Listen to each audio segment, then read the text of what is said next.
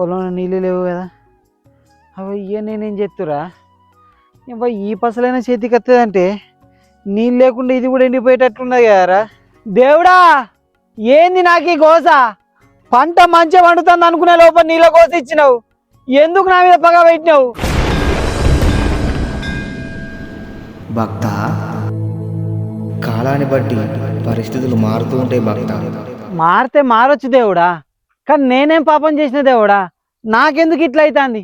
నేను సంవత్సరానికి ఒకసారి ఆటను గోయబడితే, నీ కోళ్ళను గోయబడితే, నీ కొబ్బరికాయలు కొట్టబడితే, నీ దీపాలు పెట్టబడితే, నీ అగరవత్తులు వెలిగబడితే, అయినా నాకెందుకు ఇట్లా అవుతుంది దేవుడా?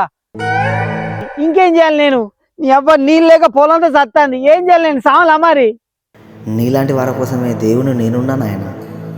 మీ లోకంలోనే చంద్రకళ పేరు గల బోర్వెల్స్ ఒకటి ఉంది. వాళ్ళు తలుచుకుంటే పాతాళంలో ఉన్న నీళ్ళను కూడా పైపులు వేసి పైకి పట్టుకొస్తారు. నువ్వు వాళ్ళకి ఫోన్ చేసి బోరు వేయించుకో.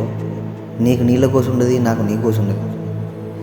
చంద్రకళ బోర్వెల్స్ ఉండగా చింతెందుకు నారాయణగా. చంద్రకళ బోర్వేలా? గలగల్ల పోరేటి గంగమ్మ తల్లినే నల్లరే గల్లకే మళ్ళించినాడమ్మో. ఎట్టుండే మన పల్లెలు, గతమంతా నెర్రెబారిన నేలలు. ఏడేండ్ల ఈ పొద్దులో చిగిరించే మెల్లగా మన బతుకులు.